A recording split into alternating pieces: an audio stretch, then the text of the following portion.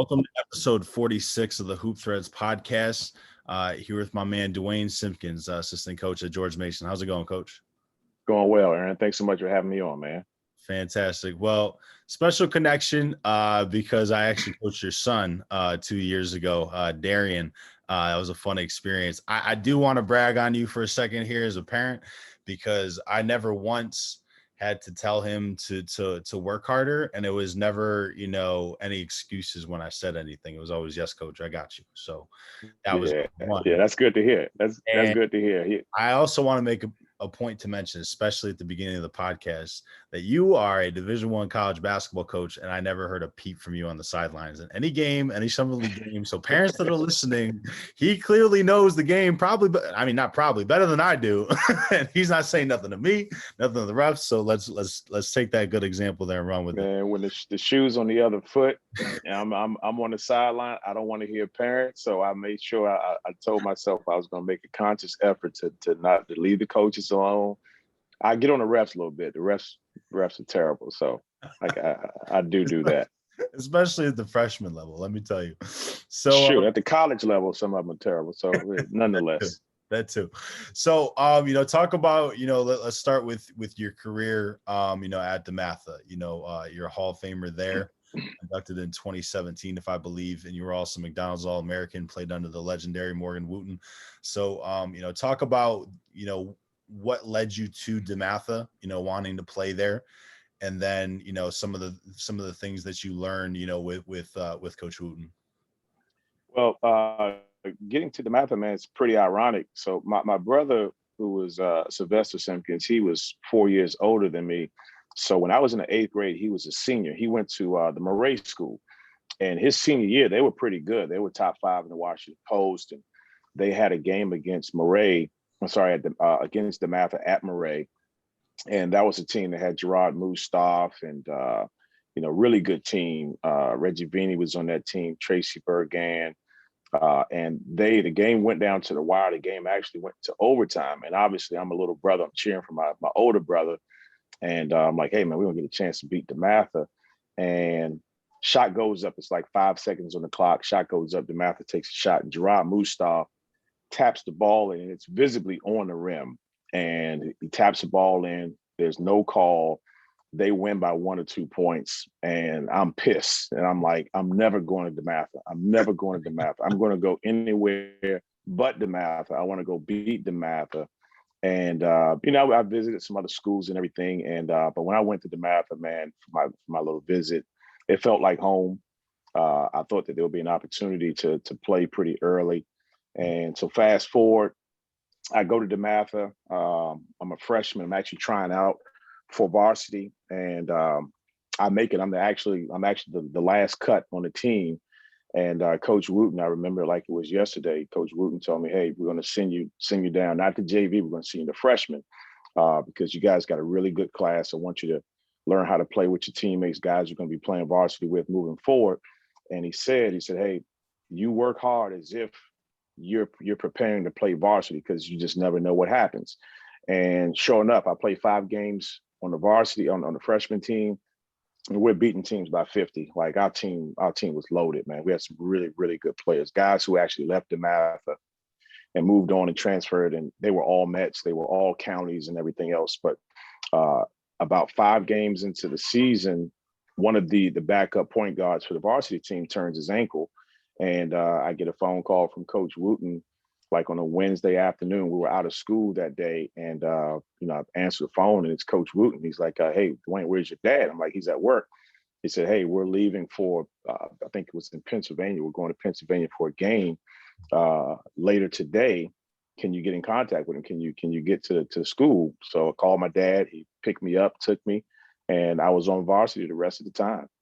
So I had a pretty good freshman year, and I was surrounded by some really good players, man, my entire time at DeMatha. We won 3 WCAC titles and 2 city titles, and we won 2 Alhambra championships. So a great run there.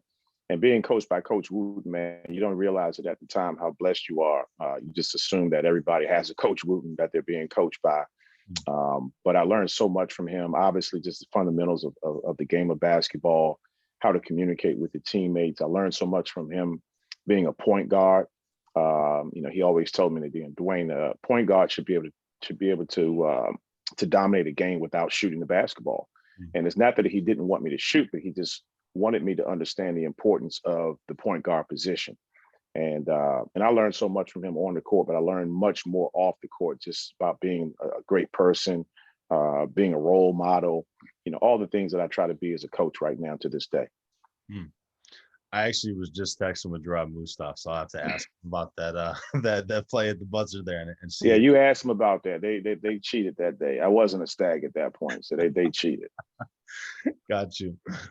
So let's talk about your senior year. McDonald's All-American. Great run. I think one of those teams was undefeated that you were on, right? My junior year, yeah. Mike Jones was a senior. Joe Wooten was a senior. Those guys were 1 year ahead of me. But we went undefeated. We played a tournament in Arkansas. We went out to California and played out there. Played some really good teams, and we almost lost to St. John's actually at Tacoma Academy. I hit a shot at the buzzer from like 24 feet. I couldn't shoot that shot again if I wanted to, probably, but I made that shot, sent the game in overtime. We beat a very good St. John's team, stay undefeated, and then we go to Coalfield House and play Dunbar. Dunbar, DC was actually, they were playing for a three-peat themselves. They had won back-to-back city titles with my then future teammate, Johnny Rhodes. And we were down 16 points at halftime. We're down 10 points with like 3 minutes to go in the game. And we made our way back. And Vaughn Jones, who went on to have a great career at GW, hits a shot with about 5 or 6 seconds to go, gets an and one. We go up 1 point. And my guy, Johnny Rhodes, misses a 15-footer on the move to help us win the game. So that was a great season. I think that game, there's like the fat head poster on the wall of Vaughn going up for a layup, I think, from that game. That's the and one. That's the and one layup. Yep. I walked past that poster a whole lot. So talk about your college selection process, what was important to you, and what led you to eventually pick Maryland. Yeah. I was, obviously being a McDonald's All-American, I was being recruited by a number of different schools. Initially, I wanted to identify a school that let their point guard really play. So I was looking at Arizona. I was looking at Wake Forest. The school that I really wanted to go to was Georgia Tech. Sponsor at Wake Forest? What's that again? Was that Skip Prosser at Wake Forest at the time? No, that was Coach Odom. Dave Odom was the coach at the time. Yep. They had Rodney Rogers at the time. They had Randolph Childress at the time, and they were a really good team. But I really wanted to go to Georgia Tech. Dirk Wittenberg, who's a DeMatha guy, was the assistant coach there. And the way that they let their point guards play, man, all the way back to Mark Price, to Kenny Anderson, I wanted to be the next point guard. And they told me this, Duane, if Kenny Anderson decides not to go to the NBA and play his junior year, you're going to be the point guard for us the following year. But if he goes, we've got to find a point guard. And I knew at the time Travis Best, who was a tremendous point guard, had a great NBA career. Travis was 1 year ahead of me. So the way that it worked, Kenny decided to bypass the last 2 years of his collegiate career, and Travis Best was the guy.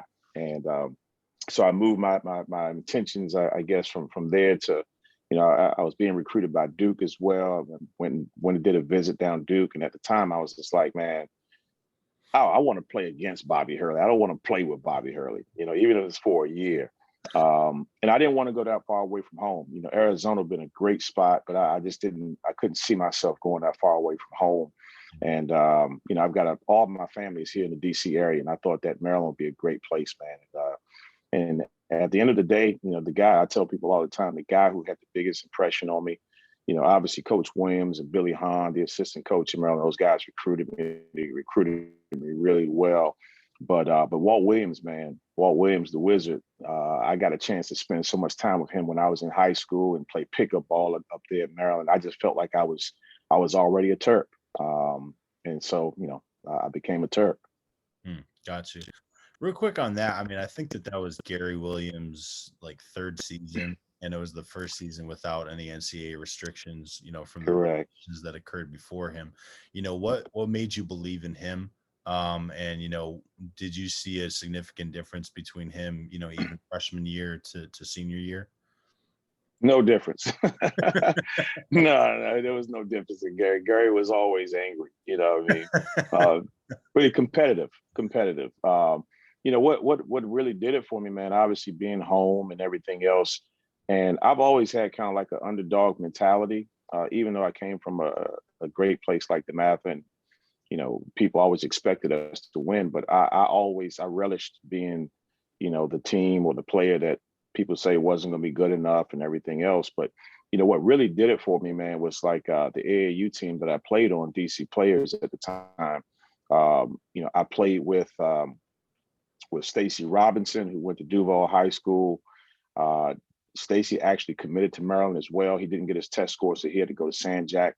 I played with Keith Booth and Tony Moore, who ended up going to Duke. We all talked about going to Maryland together. And I knew that, hey, all of us probably are not going to go to Maryland, but if we get two or three guys to go, we pick up some other pieces, we got a shot. We got a shot. We got a chance to be like pioneers and really help turn the program around. And I really took a lot of pride in that. Len Bias was one of my idols. I knew how good Maryland was, and I wanted to get the team back there. And obviously, we got a little fortunate too. We got a guy named Joe Smith who wasn't that bad to come in the following year.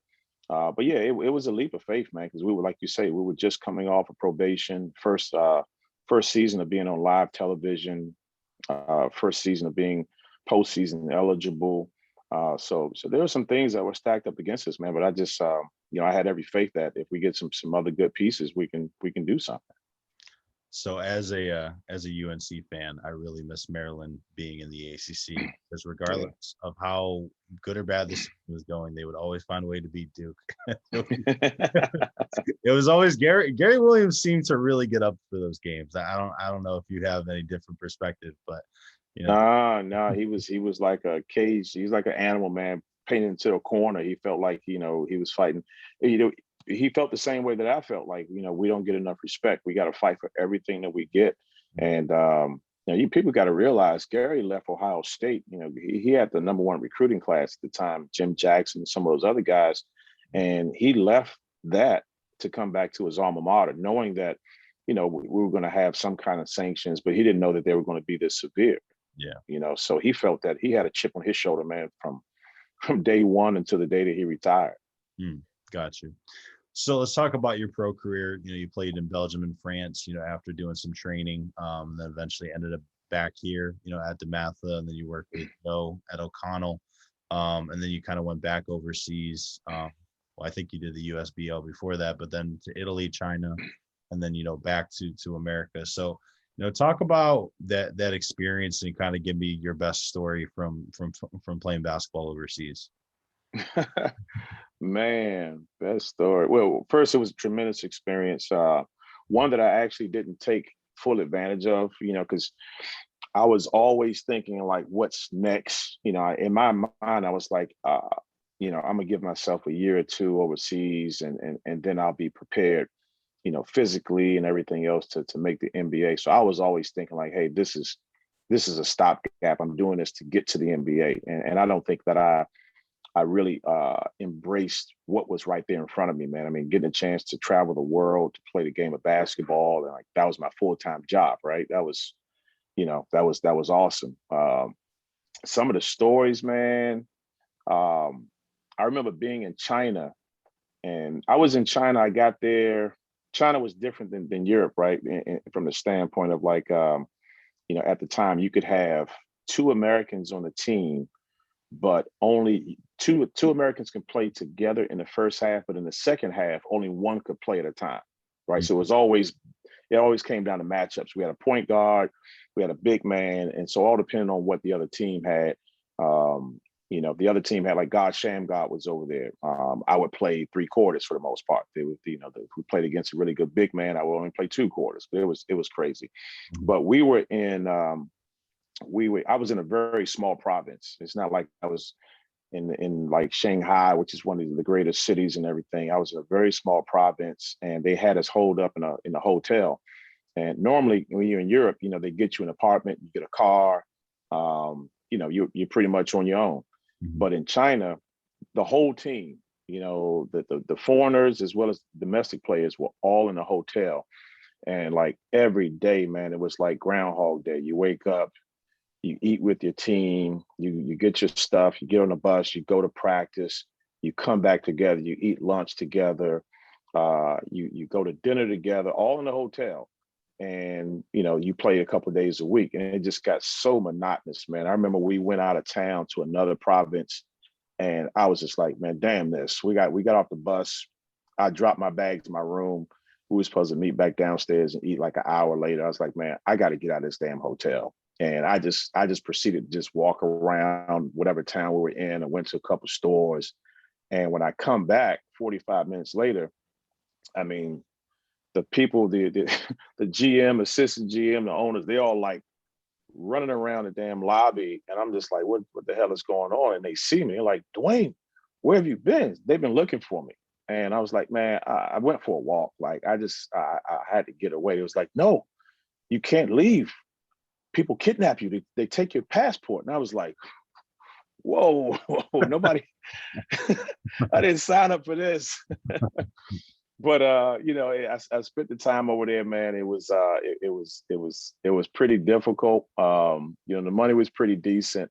And I just remember before I signed my contract, I told them, I said, hey, my second child, my first son, is going to be born in December.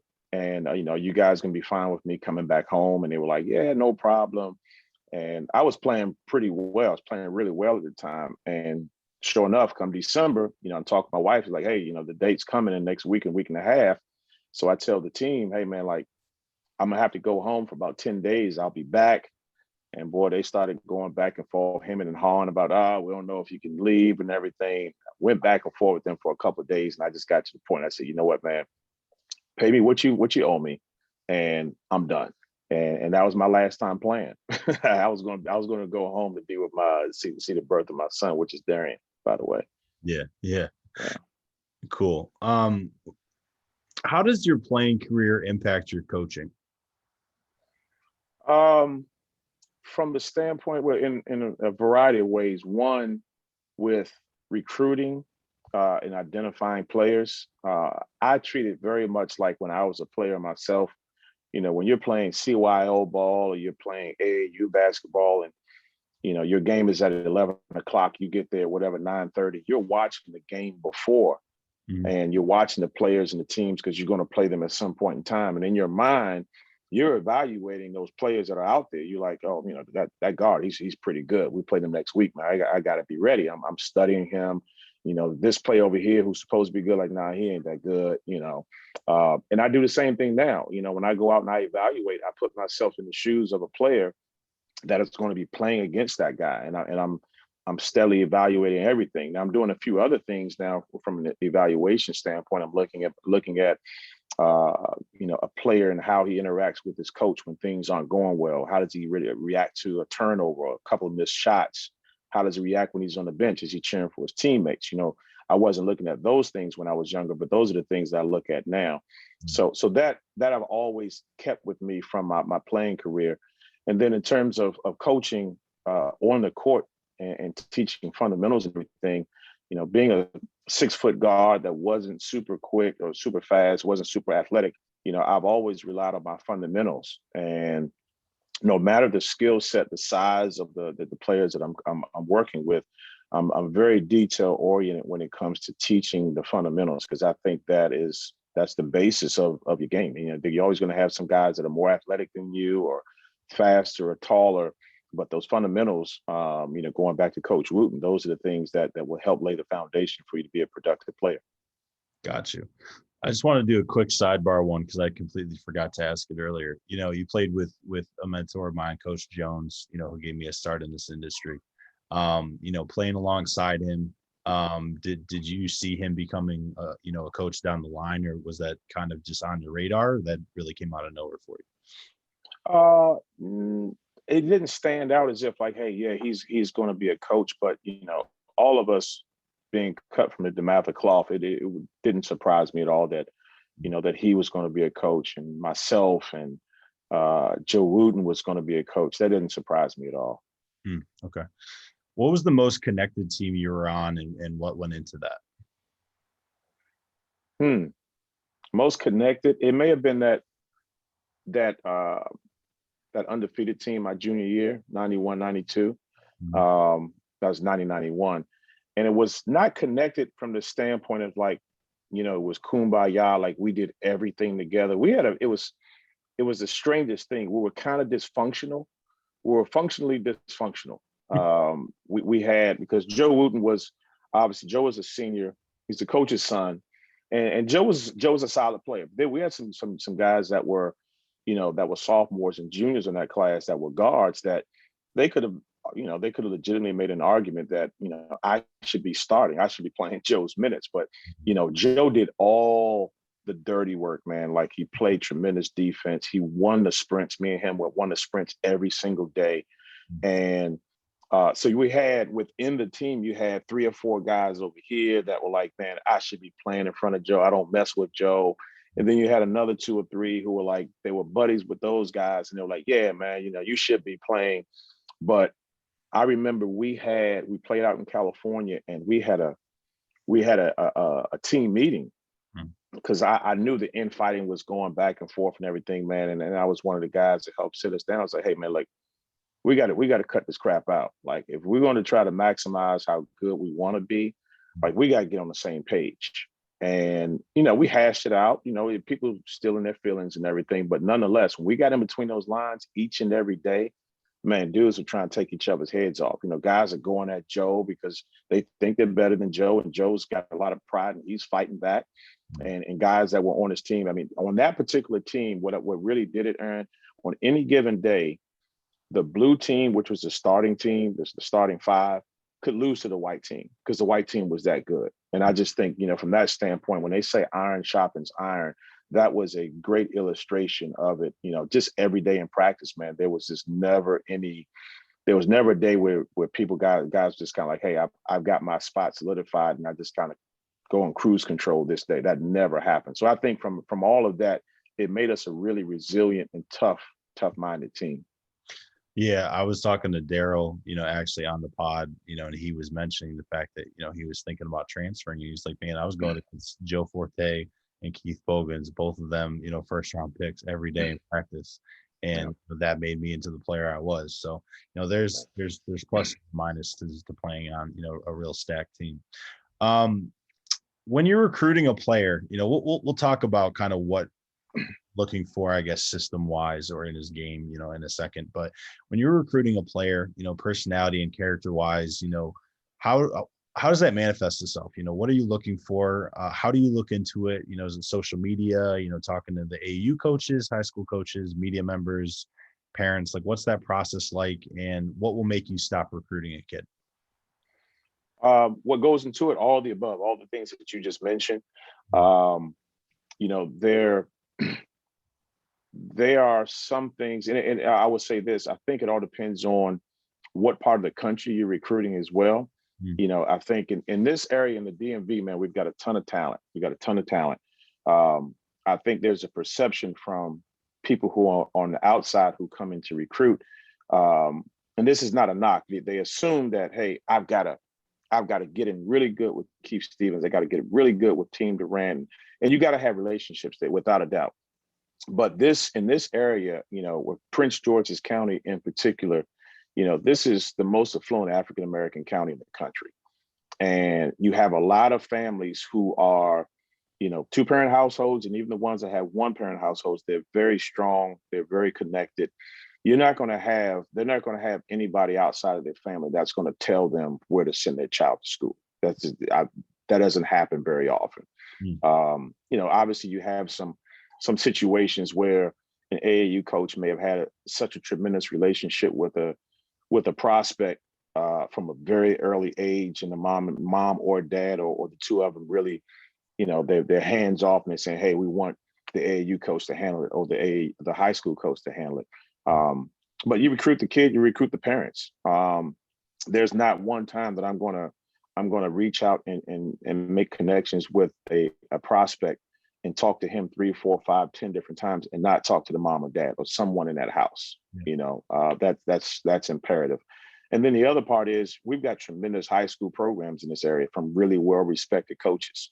Mm. And obviously having relationships with those guys is very important, whether it be Mike Jones when he was at the Mather, whether it be Steve Turner, whether it be Damon Singletary, Eric Singletary at Sitwell Friends. You go down the list. And I've been very blessed, man, in that these are all guys that I either played against, I played with, or we just know each other from being in this area for such a long time. And they've got established roots and they know people.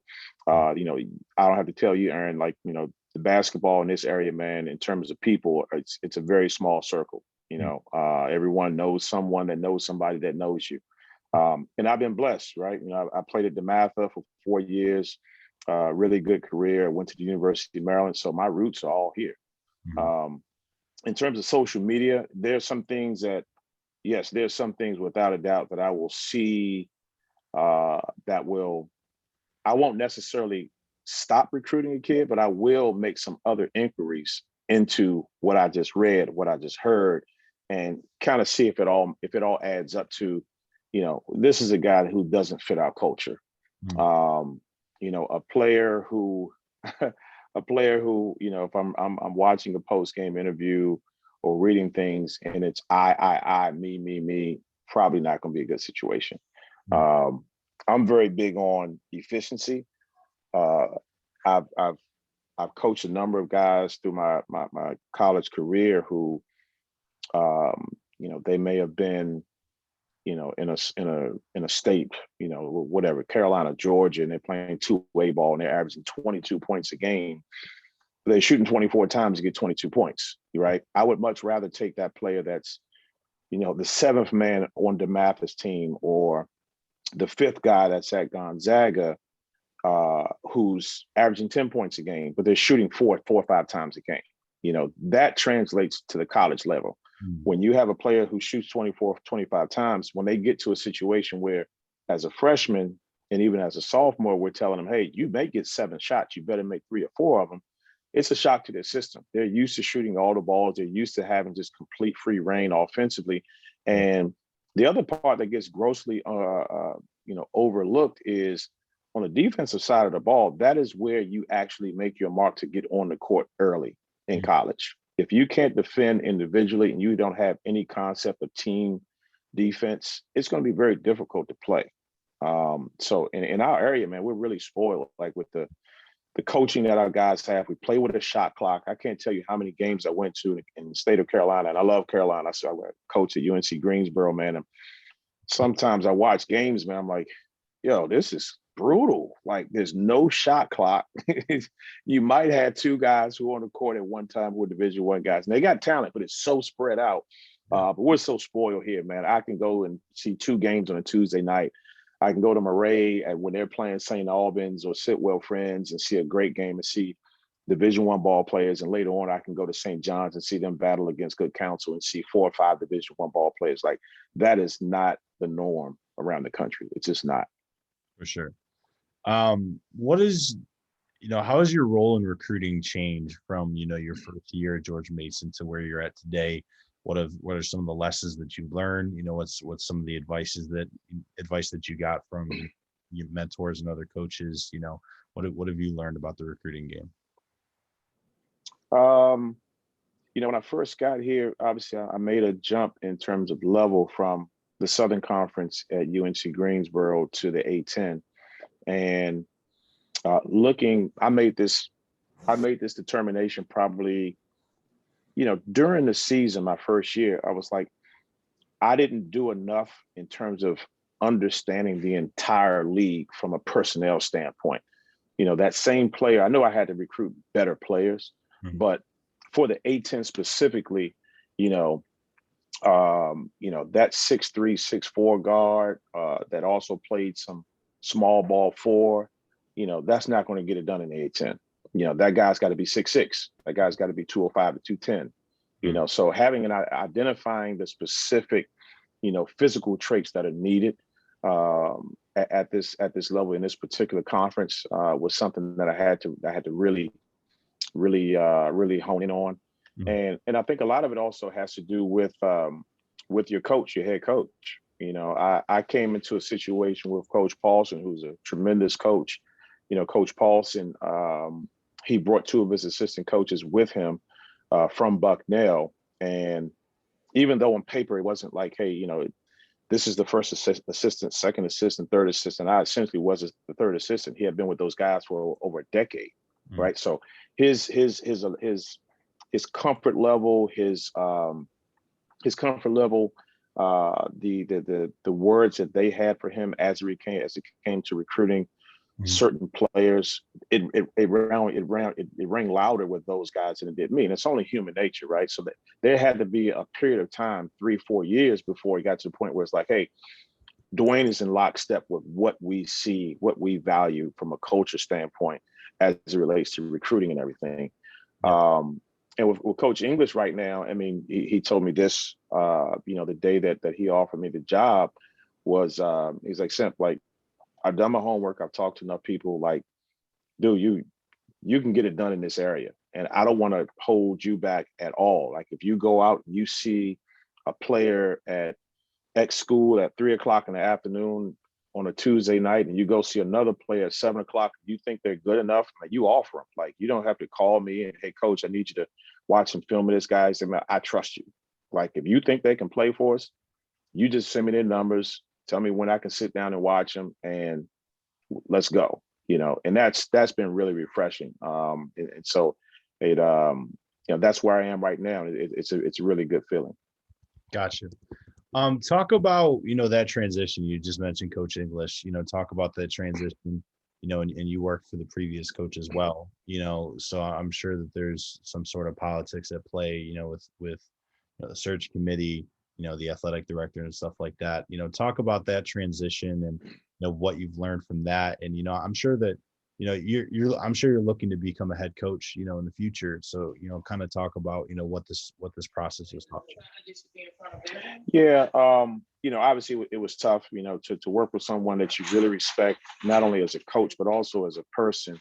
And Coach Paulson, to get the news that he was out of a job, and consequently we all were, is a shock to your system. I told my wife when we got into coaching over 10 years ago that, hey, there are going to be some times where, if things aren't going as well as we want them to, and the administration wants to make a change, like, we got to be ready to pivot. We could be without a job. We got to be on the hunt. And for about a 2-3 week period there, I was named the interim coach at the time, so I had to make sure guys were continuing to go to study hall. I had to make sure the guys would continue to work out and all those things until a head coach was named. And a lot of people, man, that really support me, like, hey, Simp, man, you should get the job. You should get the job. And when you talk about the reality or politics of college basketball, like, if they just fired the coach and you were on that staff, no, you don't have a shot in hell in getting a job, right? There's a reason why they're making that decision. If you're having success and you're an assistant coach, the head coach gets a bigger, quote unquote, bigger job, you put yourself in position possibly to be the head coach. So I understood that part, but from professionally, I had to make sure that I was doing what I was supposed to do. My AD, tagged me to help lead the program and keep everything in order until the head coach was named. And I thought I did that. I thought I did it in a professional way. And obviously when Coach English came on board, I was actually in the process of getting involved with some other jobs. One namely the Tennessee job. I was like, hey, well, if he just left Tennessee, I'm going to try to get on to Tennessee. So it was still very early in the process with that when he came, and he actually offered me the job. Cool. Let's talk about the recruiting strategy. At George Mason, you guys are pretty actively in AAU gyms, high school gyms, and this may just be something that I've noticed. I feel like you, Georgetown and Maryland, more recently have been offering prospects early. Is that something that you've noticed as well? Is that intentional? Because I'm sure that all three of these schools catch a lot of heat when you don't get a local prospect that you're recruiting. So I talk about, Right. the recruiting strategy that you guys have at Mason. Yeah. Well, first, just you know, oh, yeah, I hear people say, oh man, 2 years later, oh man, that kid went to whatever, you guys didn't get him or you didn't recruit him. I'm like, well, there's so much that goes into it, Aaron. There are a number of players, man, that I would love to recruit. But you have to look at the way that your present roster is constructed. And some things just don't make sense. If you've got 2 point guards and a combo guard, and they all kind of play the point guard position. Well, as much as I may like player X at whatever school, and he's a rising senior, well, we're not going to carry four of them. Nobody's going to be happy, right? So, recruiting by position is important. Identifying the proper players for that particular team is important. But obviously, man, like you want to get on the young players as early as possible. And it's not that you necessarily, even if you don't necessarily offer them, you want to have a relationship with those guys, because at some point in time, it could get to the point where you feel like, hey, our roster is to the point where we're going to need that position, or he's now good enough. The other thing is people fail to realize players as 9th and 10th graders aren't the same as they are when they're 11th and 12th graders. And Yep. some guys actually get better, they grow. But we hear it on our side. Oh man, you guys didn't offer him as a 9th grader. Like, yeah, no crap. Well, he wasn't good enough as a 9th grader, right? So some of that plays a part, man. But I try to be as transparent as possible when talking to parents and AAU coaches and the high school coaches. And most of them understand. Some of them they don't like it, but it is what it is. But we got a tremendous amount of talent, man, in this area, and but we can't just solely recruit this area. We've got relationships.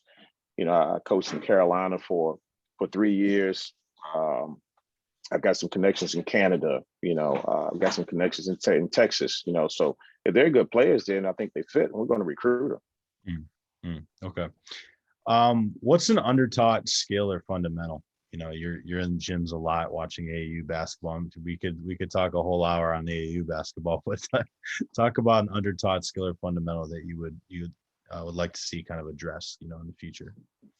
Yeah, and this is not even on AAU coaches, man. I think the AAU coaches do a tremendous amount of work, a lot of sacrifice of time and effort and money. But this is across the board. I mean, feed the posts, like actually as a feed point the ball. Not to bother you. No, man, big guys, you can see his numbers. He's posted up, and the kid, because the defender's in front of him, he thinks, well, he's not open. I can't get it to him. Well, guess what? If you take a dribble to the side and maybe you can feed the ball with your left hand, yeah, now you can get the ball to him. But I would say feed the post. Transition defense. I mean, I don't think that's necessarily a fundamental skill, but you think about all the things that guys work on, ball handling, step backs and spin moves and, left hand layups and everything. The thing that guys don't work on individually and as teams is transition defense. I saw a team this past weekend in Alabama. Team was from, I think they were from Indiana. They were playing against another team, very talented team. Team was more talented than the Indiana team. But man, if the other team scored or didn't score, they were pushing that ball up their backs and they were getting layups at the rim or wide open threes, because the other team, you can tell like transition defense was not a priority for them. So those two things stand out the most to me, man. Feeding the post and transition defense. Gotcha. 2 more questions, and then we got some quick hitters, and we'll get out of here. So, what was the first time that you were in the room that you realize, not that you don't know anything about basketball, but that you have a lot to learn, what was the first time you were in a room where you felt that way? Man, I tell people this all the time. When I was going into my 3rd year at UNC Greensboro, and Wes Miller was a really good friend of mine. He's now the head coach at Cincinnati. He's part of the Carolina family, and he always talked about obviously Roy Williams and then Larry Brown. Larry Brown at the time was the head coach at SMU, and Wes hits me up. He said, "Hey man, next week you want to go to SMU with me? Spend 2 days with Coach Brown." And I'm like, "What kind of question is that?" "Yeah, let's do it." And man, we get there. They're playing pickup, so we're sitting there with Coach. Just just chatting on the sidelines and everything. We go get something to eat afterwards. And then after that, we go to their offices, me, him, and his staff. And you walk past his office and there are boxes in there. Mind you, he's been there for like going on 3 years, I think, at the time. There are boxes and stuff like he just moved in there. So I asked one of the assistant coaches, I said, man, like, is this a new office or something? He's like, man, like, nah, he spends all of his time in the conference room. In the conference room, on each wall, taking up the whole wall, is a whiteboard. And he said, this is where he spends all of his time. And we sat in there, man, till like midnight that night, from like 5 o'clock in the afternoon, just talking hoops, X's and O's, baseline out of bounds, sideline out of bounds, quick hitters. And this dude, man, when he would recall baseline out of bounds plays, sideline out of bounds plays that he had with the San Antonio Spurs in whatever, 91. And, you know, he talked about the Iverson cut, where it came from. It wasn't, and he said, you know, the play wasn't even for Iverson. You know, it was a different play. And Iverson knew that if he ran over the top, when that ball was being entered over here, that he was going to be wide open on the side. But he would talk about these things, man, as if they just happened yesterday. And I'm sitting there like, man, this dude knows more basketball. He will forget more basketball than I ever know. Like, he is a genius, a genius. Yeah, that experience there showed me that, man, like, I don't know squat. Yeah, absolutely. All right, so last question. Your team will be successful this year if blank. If we defend at a high level and we take care of the basketball. Those two things. Simple as that. Keep it nice and simple. All right, so I got some quick hitters here for you. Best player you played against who never made it to the league.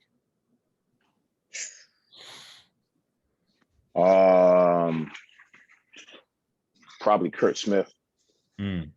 Kurt Smith, 5'10", 11, ball in the string, could shoot it from anywhere, could score at will, big time heart. Always looked at Kurt as being a guy, man, that should have been playing in the NBA. Historical coach you wish you could have played for? Man, good question.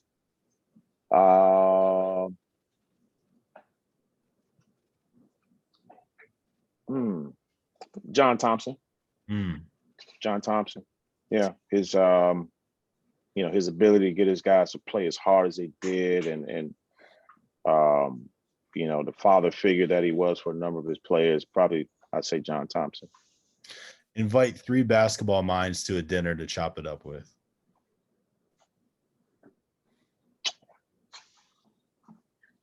Like Brown, John Wooden, Morgan Wooten. Two big time, 3 big time winners. Man, I left out Hubie Brown. I could only get 3. Hubie Brown's got to be at the top of Brad Stevens. Man, that's a tough one there. Good grief. I've gotten a lot of cream for that question for sure. What coach have you stolen the most from?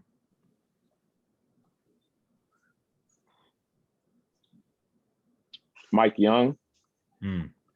Mike Young was the head coach at Wofford when I was at UNC Greensboro. And he and a guy by the name Bob Hoffman. Bob Hoffman was the head coach at Mercer at the time. And I don't know how, but on my scouting rotation, I always had those 2 coaches. And man, you talking about the sets that they would run and the like second and third options that they had out of the plays, man, like it was. That's why it doesn't surprise me that Mike Young is having the success that he's having at Virginia Tech. And obviously he doesn't have the blue blood talent. That dude, he could be a great NBA coach. He could be a really good NBA coach. I like that. We're talking about recruiting now. Who's the one that got away?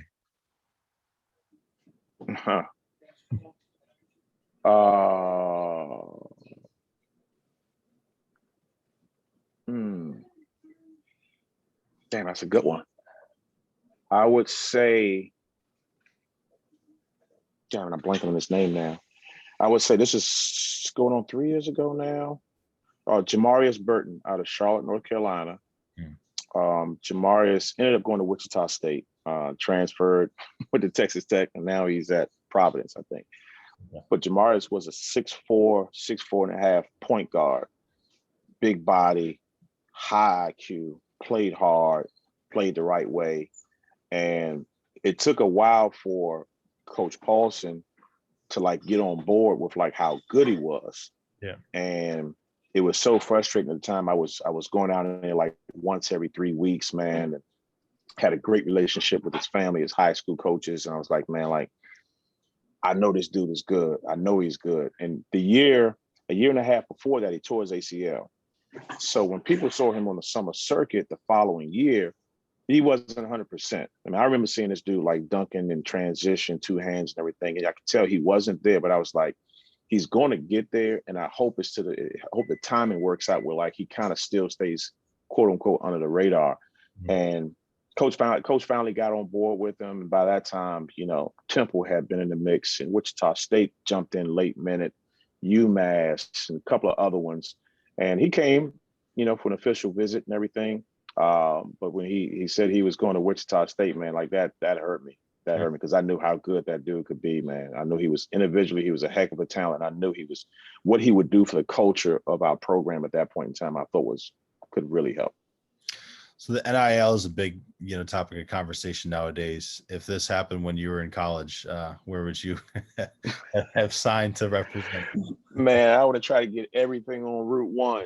You know, Ratsies, the VU, Loonies, RJ Bentley's, Loonies. Yeah, man. The Cadillac dealership over there, and by Fridays, I would have tried to light it all up, man. I love it. MJ or LeBron? MJ. Okay. I love LeBron, but MJ. I put it like this: as a player, just 100% player, MJ. As a complete professional basketball player, yeah, MJ hands down. What he's done for the culture, his not biting his tongue and really standing up for what he believes in, I think it's just tremendous. Tremendous. LeBron now? LeBron, yes. Yeah, got you. What book is a must-read for every basketball coach? From Orphans to Champions by Morgan Wooten. Mindset. The Talent Code. I had read half of it some time ago, and then when Coach English got on board, he's well read, and he was like wanted our staff to read it. So I went back and read it, and I actually listened to it on audio books. Did it twice now the past couple of months, but that's when you want to talk about, talk to our guys, we actually just brought up today in practice, as a matter of fact, but when you talk about learning how to fail and embracing failure in order to get better, like it's not just for your players, it's for, husbands, wives, mothers, fathers, like everybody. It's really good. One that I think is underrated is actually Shaq's book. There's so many anecdotes and such a window into how to deal with that type of star player that I really enjoyed that one. Speaking of him, would you rather take a charge from Shaq or try to guard KD with the game on the line? Oh, I'd take a charge on Shaq. He's going to run me over. It's offensive foul. I can't guard Durant. You're the first person to take that side. Even Turner was not having that. Man, charges don't hurt, man. Dudes that say charges hurt, they never took charges. Charges don't hurt. It's the best dynasty in NBA or in basketball history. It's got to be the Bulls. Underrated Twitter follow. Pickandpop.net. And Basketball Immersion. Okay. Those are really, really, really good ones. Really good ones. And even when you home on Twitter chilling, you still watching plays, huh? Yeah, no doubt. No doubt. I bookmark a ton of stuff, man. Waiting for my day to run my own program, and I'm going to pull it all out. There you go. Great podcast or YouTube series? All the Smoke. Just listen to about 4. I want to put you on to one. Fran Fraschilla. Fran Fraschilla? He has a podcast where it's called the World of Basketball, I think, and he interviews a lot of guys in the international space, and there's a lot of good content in there.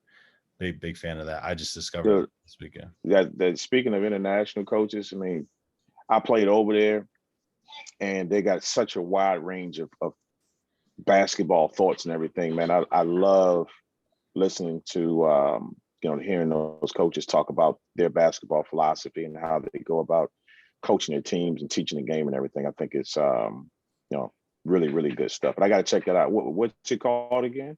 I'll text it to you. I'll text it to you once we get off. Okay. What's the hardest shot in basketball?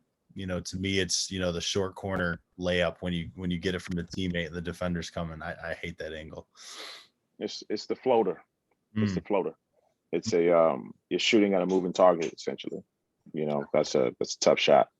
Last two, these aren't really quick hitters, but we spoke about it earlier. You're raising two black sons. Talk about how difficult that was going through this time period with George Floyd, and Philando Castile, last couple of years, and all these.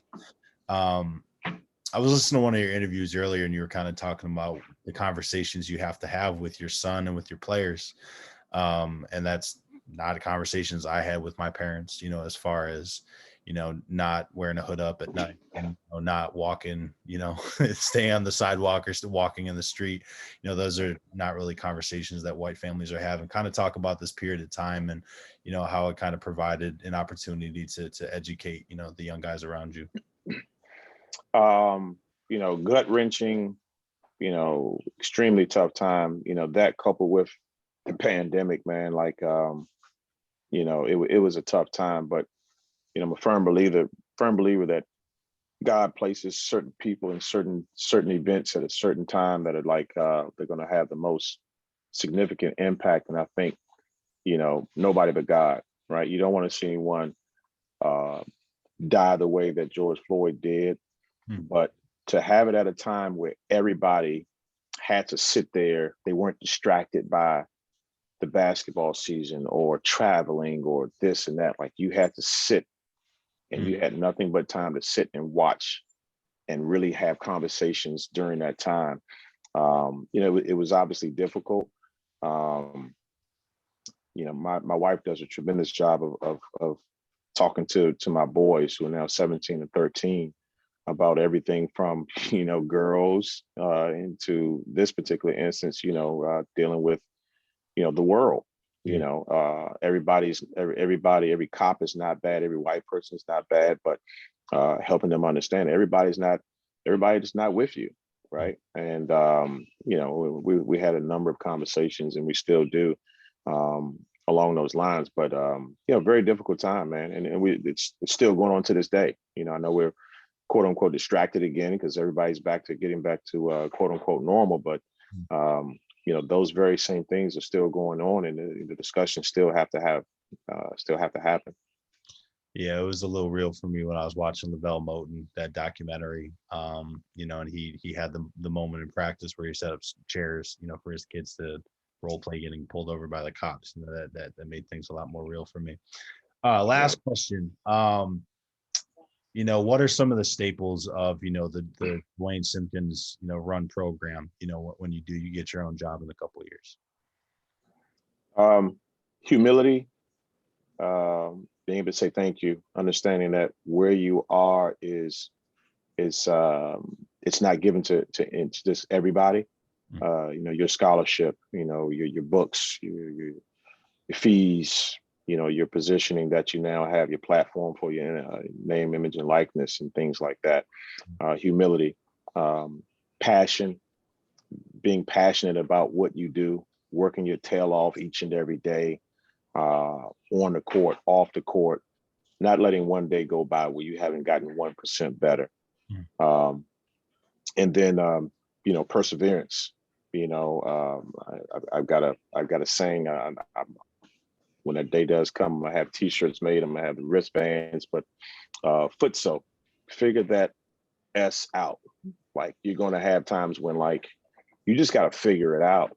Nobody's gonna be able to tell you this or that. Like, your back's up against the wall, you're down 8 points with 2 minutes to go in Cameron Indoor Stadium, and it's loud. You got to figure it out. You know what I mean? Same thing's going to happen. this spring, being without a job for 2.5, 3 weeks, everybody's saying, oh man, you're going to be good. You're good at what you do and whatever. And I'm like, nah, man, like that's not a given. Like I got to figure this thing out. I got to get on the horn. I got to network. I got to do this and that. Like figure that stuff out, man. You got to do it. Everybody, I don't care how talented you are, how much money you have or don't have. Everybody's going to be faced with that situation. I like that. All right. So, that's all I have for you. The last part of every podcast, I kind of flip it on you. And, I turn the tables on you and ask you to ask me one question. So, go ahead. Oh, man. Let's see. So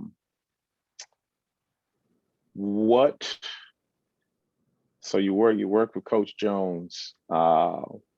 Give me your funniest Coach Jones story. Oh Lord, I know what it is. I just don't know if I can think of another one to replace. Nah, you got to say that one. Nah, don't do that. So it's we were at the Cancer Research Classic, and it's like we'd have played our game and we'd had the team meeting with the player, or no, we had the team meeting with the players the next day. So I had come down there early to scout. It was actually Brandon Boston's team, BJ Boston, that we were playing the following day. So we were kind of, going through the film of, what I'd put together. And I was kind of running through the scouting report, at least what I saw from it. And it was just like, we have this thing on staff where they feel the need to say pause on everything. I'm sure you know him, so I'm sure you already know this. So he was like, we were like all like very like serious mood, like no one was in a joking mood. He'd be like, all right, guys, we really need to get in them pause. Like we need to make sure that we're really up in their shorts, pause. And I'm just like, Coach, like, we're in a meeting right now. Like, does it really matter? And he felt the need to say pause like 8 times while he's going over the report. And I'm looking over the other dudes, and you could tell, like, once I looked at their faces, it was like they were about to say something. So, I mean, it was merited that he did it, but yeah, that was that is so timely. So today we had practice, and before practice, we watched 6, 7, 8 clips or whatever. And I was highlighting defensively, we had a possession, man. Like, one of our guys deflected the ball and everything. And so I'm talking to the team, and I'm a communication major, so I'm comfortable being in front of an audience. And I'm really keen, even as I'm talking, of looking at eyes and seeing what's resonating with guys and everything. Yeah. And I said, hey, man, like, if you guys looked at, I think it was game 2 of the Milwaukee, the Bucks Suns game for the finals. I said, man, there were 2 straight possessions where Chris Paul's balls got deflected, back-to-back possessions. And I said, Chris Paul said it after in the post-game presser, like, man, I never had like my balls deflected twice. And the dude's eyes like, oh, Coach. So I'm on my way home from practice. And 3 of the dudes, they all in the car together. They FaceTime me. Simp, man, you off the hook today, man. I was like, oh. So I've been there. I know exactly what you mean. It just comes up. We're like out on the road recruiting, watching the PYBL game, and we're talking. They just randomly say pause. I'm just like, man, there's a time and place. Hey, grow up, man. Grow up. There's no time and place. It's any time. So yeah, that's probably the best. That's classic. That's good.